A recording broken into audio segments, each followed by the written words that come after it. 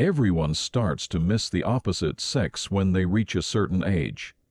Regardless of gender, most people go through puberty around middle school. Sometimes it is faster. In any case, whether they know it or not, they are dominated by the instinct to preserve their species and begin a constant search to find a mate. The process is the same with animals. When the time comes, they also use various forms and methods to lure their partners in order to mate. Look at something like the animal kingdom. How desperate their mating behavior is. After pairing, they soon give birth to babies. Strangely, however, they seem to have little obsession with the other one or the anguish of love. For us humans, there is something called the anguish of love. When we see someone we like, we focus all of our energy towards that person. Fortunately, when the other person is attracted to them, they feel happy, as if they have the whole world. But does the other person follow your thoughts well? The agony of love is just beginning. The agony is especially severe when the love between the two requires sacrifice on one's part due to external factors, or the other person's difficult situation. In such cases, most people either take a step back and announce a breakup, or they inevitably feel that their love for the other person has cooled. Then, it goes out again to find a mate. At that moment, we lose a very precious opportunity.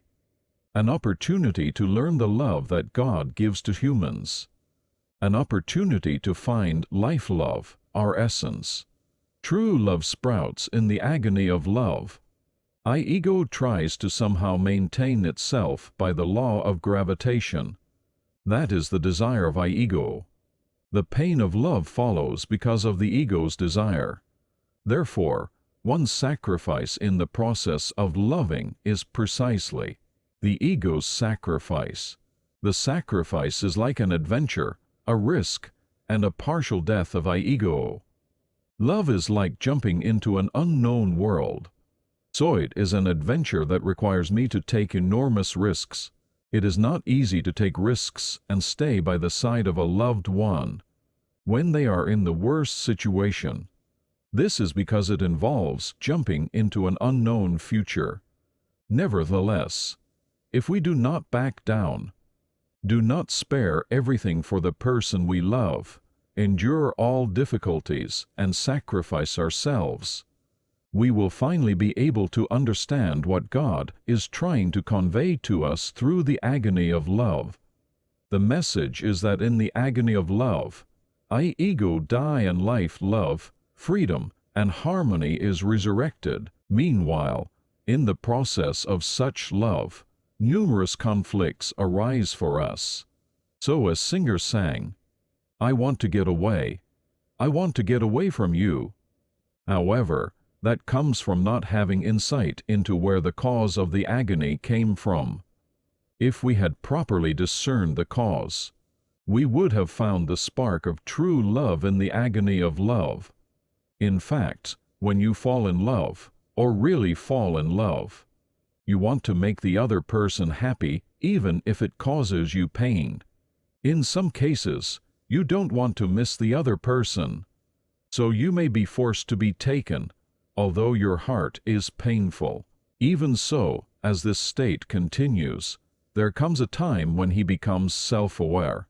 Oh, I'm so obsessed with this person. In that case, from then on, you will gradually cut off the strings of your obsession with the other person, one by one, because it is the only way to escape from heartache. Otherwise, you will have to endure such pain for the rest of your life. He now realizes how comfortable it is to be in an unobsessed state of mind. When he finally completely escapes the agony of love in such a state of awareness, he no longer falls into the agony caused by love, and he also graduates from human love.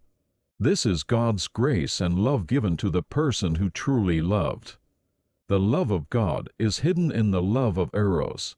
If one can love one person no matter what difficulties they face, One can quench one's thirst for love through love for just one person, and the life after that will be a life that pursues God's love rather than human love. Now, to his eyes, his wife or husband is seen as an object rather than his own. And even when he sees someone, their entire life's growth rings, their hopes, anguish, longing, love, joy, sadness, resentment, can be felt at once.